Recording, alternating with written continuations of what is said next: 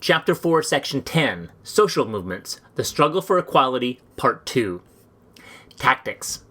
Social movement tactics change from era to era, but all similarly work to exert pressure on policymakers, take the social movement's case to the public, and create a moral frame through which the social movement's demands can be interpreted and understood.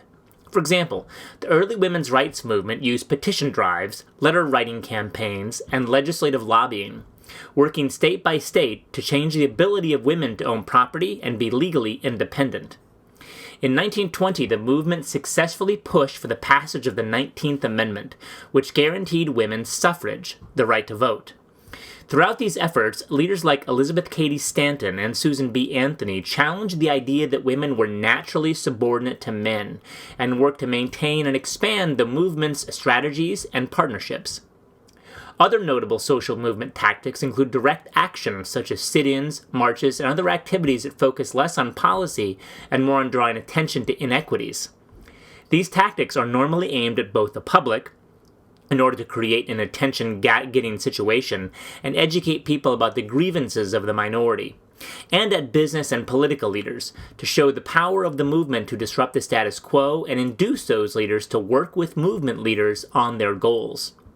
Often associated with the civil rights movement, these kinds of nonviolent direct actions were championed by leaders like Reverend Dr. Martin Luther King Jr., who saw civil disobedience as a crucial way to pressure white leadership to take the civil rights movement seriously, as he explained in A Letter from a Birmingham Jail.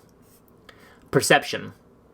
Domestic and international politics also have effects on movements, as goals shift and tactics and strategies travel between places and times.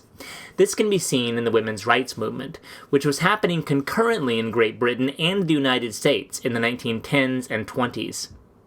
American activists adopted more militant tactics from their British counterparts.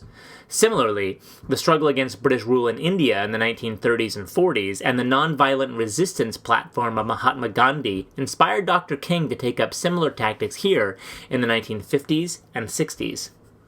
Political concerns can also animate the response to movements.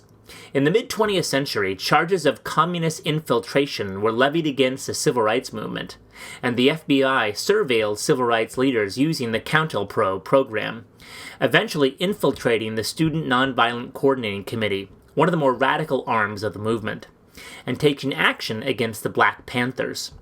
Charges of communist sympathies were also used by anti-civil rights leaders to justify their opposition to the movement.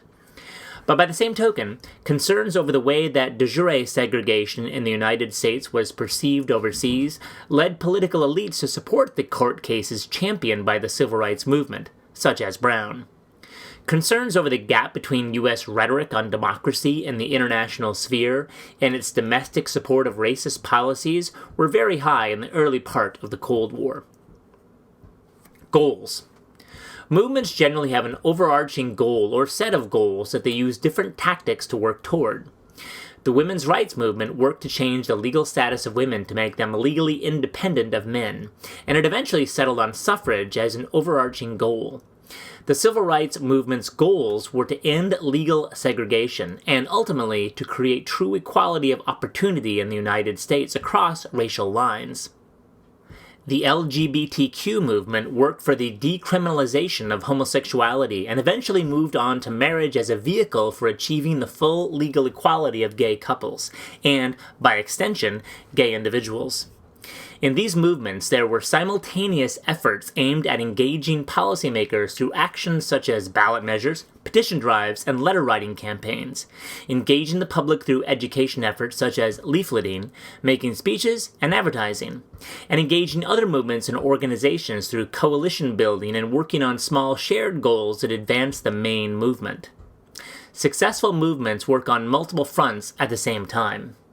Oftentimes, movements are working directly in opposition to one another on some issues.